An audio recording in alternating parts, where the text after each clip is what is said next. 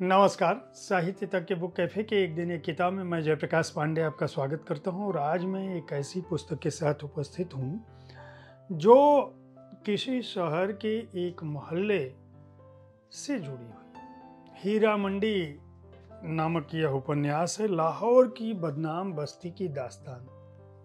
राजेंद्र राजन इसके लेखक हैं। हीरा मंडी पर अभी संजय लीला भंसाली की एक फिल्म भी आ रही है। उस पर कुछ कहानियां भी सादत हसन मंटो से लेकर देश भर और दुनिया भर में अलग अलग भाषाओं में हीरा मंडी को मुख्य किरदार के रूप में उपस्थित कर लिखा भी जाता रहा है, फिल्माया भी जाता रहा है। आखिर उस बदनाम बस्ती में, लाहौर की उस बदनाम बस्ती में ऐसा था क्या कि हीरा मंडी की चर्चा आज भी होती है। दरअसल लाहौर की जब बात करें, इस उपन्यास राजेंद्र राजन का यह उपन्यास है और यह उपन्यास निश्चित रूप से संजय लीला भंसाली की फिल्म से पहले लिखा और बुना जाने लगा होगा। राजेंद्र राजन इस किस्से को में जो बताते हैं, मंटो जो लिखते हैं, संजय लीला भंसाली जो बताते हैं, ये सभी लोग हीरा मंडी के स्वरूप को अपनी अपनी दृष्टियों से देखते हैं। तो आज मैं इस उपन्यास के बहाने हीरा मंडी की वह कहानी बताऊंगा जो कहानी मूल रूप से अलग अलग रूपों में दर्शकों के सामने, श्रोताओं के सामने, पाठकों के सामने आती रही है। लाहौर गंग जमुनी तहजीब का एक अनूठा सा शहर है। उसका ऐतिहासिक परिदृश्य जो है वह राम राज्य के दौर में भी मिलता है, यानी कहा यह जाता है कि लव ने उस नगरी को बसाया था। राजेंद्र राजन भी इस उपन्यास में लाहौर की बात करते हैं। लाहौर ऐश्वर्य और समृद्धि का वह स्थान रखता था आज़ादी से पहले कि उसे पूरब का पेरिस कहा जाता था। यानी मुंबई के बाद अगर कोई शहर दिन में भी जगह होता था व्यवसाय के चलते और रात में भी रंगीन होता था अपनी नाइट लाइफ के चलते, तो लाहौर उनमें से एक था। अब उसी लाहौर में एक बस्ती थी जिसका नाम है हीरा मंडी। यह इस उपन्यास की शुरुआत दो लड़कों, स्कूली लड़कों के साथ शुरू होती है। दो ऐसे लड़के हैं जो साइकिल से जाते हैं सिनेमा देखने और अचानक उनको फजल फजल नाम की आवाज़ सुनाई पड़ती है। लड़के उस तरफ देखते हैं कि वहाँ तो कोई नहीं है अंधेरे में। इनको टिकट मिला नहीं होता है सिनेमा का और ये लौट रहे होते हैं, खड़े होकर आपस में बात कर रहे होते हैं। अब जो इनको तो एक व्यक्ति दिखाई पड़ता है जो कंबल में लिपटा हुआ है और ये समझ जाते हैं कि ये व्यक्ति खुद अपना नाम लेकर फजल फजल कहकर अब हमारा ध्यान, मतलब इन दोनों लड़कों का ध्यान अपनी ओर आकृष्ट करना चाहता है। उस जमाने में जो फिल्म लगी थी सिनेमा हॉल में उसका नाम था दुनिया न माने। वर्ष था 1937 का। वी शांताराम की फिल्म थी। अब वो पूछता है कि आप लोग कौन हो? आपने पहले, वो फजल कहता है कि आपने मुझे पुकारा क्या? उसके बाद वो इन लड़कों की इंक्वायरी करना शुरू करता है। ये लड़के अभी जवानी की दहलीज पर, यानी किशोर उम्र के हैं। वह वहाँ से उन लड़कों को कहता है कि चलो मैं तुम्हें सिनेमा भले ही नहीं देखा, मैं दुनिया की ऐसी जन्नत की तुम्हें सैर कराता हूँ जिसकी तुम लोगों ने कल्पना नहीं की होगी। अब ये लड़के युवा होने किशोर कदम बढ़ा रहे हैं, शरीर का विपरीत लिंगियों के प्रति आकर्षण होता है। वह उन्हें हीरा मंडी ले जाने की कोशिश करता है और ले जाने की कोशिश नहीं करता है बल्कि वह इस तरह का वातावरण, माहौल खींचता है, ऐसा सब्ज बाग दिखाता है और इन लड़कों के यौवन की, जवानी की तारीफ करता है कि ये दोनों लड़के उसके साथ चले जाते हैं। वहाँ जाते हैं, वहाँ का जो परिदृश्य, जो माहौल वो खींचा रहता है। वहाँ वो तीन लड़कियाँ आती हैं, चंपा, चमेली, इस तरह के नाम की। किसी को कहता है कि चंबे से आई है, किसी को कहता है कि जमींदार कुल से आई है। बहरहाल ये लड़के डर के भाग जाते हैं।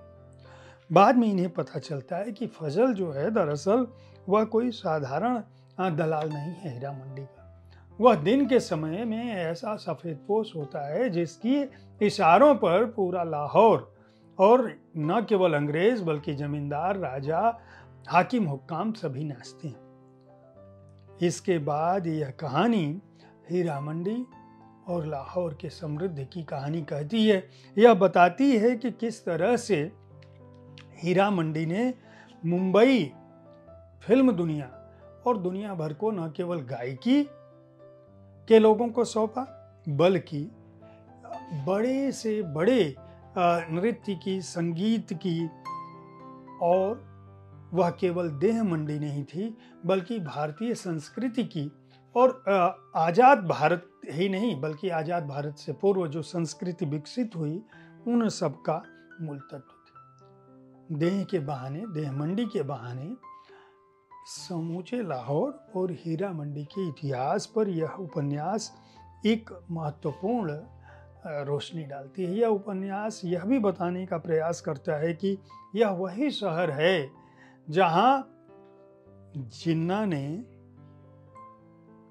पाकिस्तान की मांग की थी। यह वही शहर है जहां 1929 में भारतीय राष्ट्रीय कांग्रेस ने ऐतिहासिक अधिवेशन किया था और यह तय किया था कि हमें अंग्रेजी राज्य से मुक्ति चाहिए। यह वही शहर है जहां मुसलमान और हिंदुओं के बीच ऐसी एकता थी जहां एक दूसरे की शादी में, एक दूसरे के आयोजनों में, एक दूसरे के पर्व त्योहार में न केवल दोनों वर्ग शामिल होता था बल्कि खान पान, पुलाव, जर्दा, शोरबे, देंगे सब कुछ एक जैसा था। यह वही शहर था जहां हिंदू, सिख, मुसलमान, हकीम और डॉक्टरों को नब्ज दिखाते थे।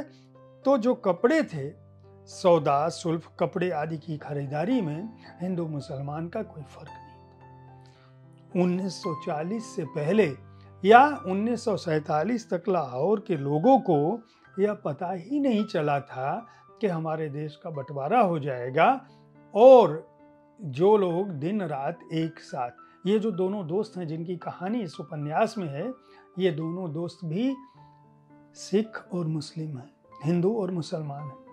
फजल आखिरी समय में जब देश का विभाजन होने लगता है तो एक व्यक्ति आकर पूछता है कि तुम कौन हो, नाम पूछता है। फजल उसको पटक के मारता है। बाद में फजल वह व्यक्ति है जिसने लाहौर की न केवल रातें गुलजार की थी बल्कि उसके दिन को भी रोशन किया था। के.एल. सहगल का जो कार्यक्रम था लाहौर में, उसके आयोजकों में फजल था। यह पुस्तक इतिहास के आईने में हीरा मंडी को देखती है, सहगल नाइट को बताती है, बेगम जान को बताती है। यह बताती है कि बेगम उमरा जिया से लेकर डॉन अखबार का निकलना, इसके अतिरिक्त वहाँ के कोठों पर जो कुछ भी होता था, बेगम तमंचा जान क्या कौन थी। और यह भी बताता है यह उपन्यास कि जब देश इंडिया टी हाउस में क्या कुछ हो रहा था, जिन्ना क्या कुछ कर रहे थे, आज़ादी के दौरान क्या हो रहा था, भगत सिंह जैसे लोग क्या कर रहे थे लाहौर में। न केवल रात की रंगीनियाँ ही बल्कि देश की आज़ादी, रईसों का जीवन, युवाओं की सुगबुगाहट और हीरा मंडी की जो औरतें थी वह किस तरह से के.एल. सहगल के कार्यक्रम में पहुंचती हैं और उनके साथ फोटो खिंचाती हैं और उनमें से बहुत सारे लोग आ जाती हैं। फजल और इन दोनों युवाओं के बहाने यह उपन्यास इस बात का भी परिदृश्य खींचता है कि वहाँ किस तरह से प्रेम पनप रहा होता है। जीवन के जो नियत मूल्य हैं, यानी आपकी जो आवश्यकता है रोटी, कपड़ा और मकान की, उसमें कहीं भी हिंदू, मुसलमान, सिख और ईसाई नहीं था, न तो लाहौर में था। और जो शहर इतना समृद्ध था, इतना एक था, बंटवारे ने उससे क्या कुछ छीना। और वह पीड़ा कितनी बड़ी थी, आप इसको ऐसे समझिए कि जब जून 1947 में ब्रितानवी संसद ने इस बात का बिल पारित कर दिया कि हिंदुस्तान और पाकिस्तान दो अलग मुल्क होंगे, तो लाहौर के लोगों में इतना गुस्सा था कि उनके गुस्से को कम करने के लिए नेहरू और लियाकत एक साथ खुली कार में जा रहे थे। फजल और ये दोनों लड़के इस बात के चश्मदीद गवाह थे। इनको यह डर लगा कि इनको कोई मार न दे। उसी दौरान एक महिला आई सामने और वह कार रोक लेती है और बहुत ही गाली देती है लियाकत अली को और नेहरू को। दोनों चुप रहते हैं। दोनों के पास कोई जवाब नहीं होता है। उनकी आंखें भीगी होती हैं। पंडित नेहरू, लियाकत अली दोनों को ये पता होता है कि यह बंटवारा गलत है। लाहौर का पाकिस्तान में जाना, अमृतसर का भारत में आना गलत है। इस देश का विभाजन नहीं होना चाहिए। लेकिन इतिहास के उस मोड़ को वह रोक नहीं पाते हैं।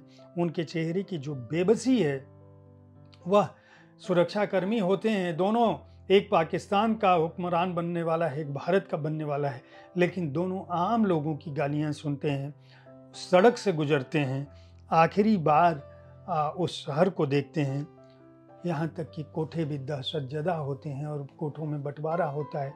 जो आखिरी अध्याय यह कहता है इस उपन्यास का कि जब ये फजल के साथ ये बरकत और जो डॉन अखबार में काम कर रहा होता है लड़का, दोनों जब पहुँचते हैं और सरदारी से पूछते हैं कि तुम क्या करोगी, कोठों का क्या होता है। वो कहती है, बाबूजी यही वो जगह है जहाँ लोग मजहब का जूता बाहर उतार कर आते हैं, लेकिन मुझे धमकियाँ मिल रही हैं, हम कट जाएंगे, हम मर जाएंगे। हमने कटारी दे रखी है अपनी लड़कियों को कि चाहे कुछ भी हो जाए, तुम हिंदू और मुसलमान के नाम पर नहीं बंटना। उस समय उनको धमकियाँ दी जाती हैं कि जो दूसरी जातियों की यानी हिंदू हैं वह भारत चले जाएं, केवल पाकिस्तानी मुस्लिम लड़कियां रह सकती हैं।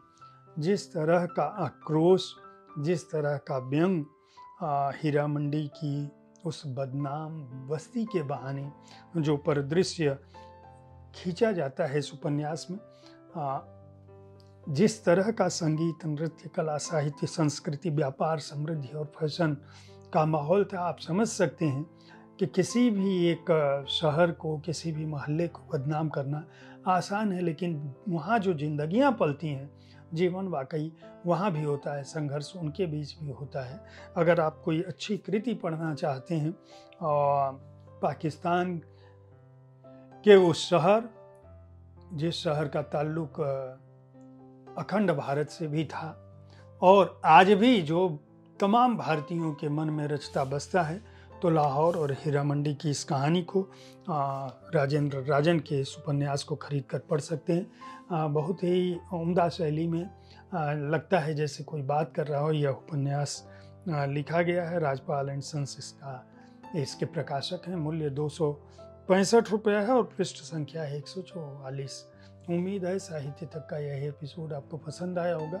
इस कार्यक्रम में आप किस तरह की पुस्तकों की चर्चा चाहते हैं, उसके बारे में अपनी राय से हमें ज़रूर अवगत कराना न भूलें, ज़रूर अवगत कराएं।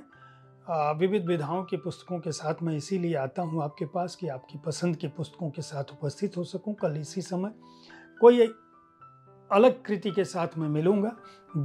देखते रहें साहित्य तक। हमारे कार्यक्रम के बारे में राय से अवगत कराना न भूलें। धन्यवाद।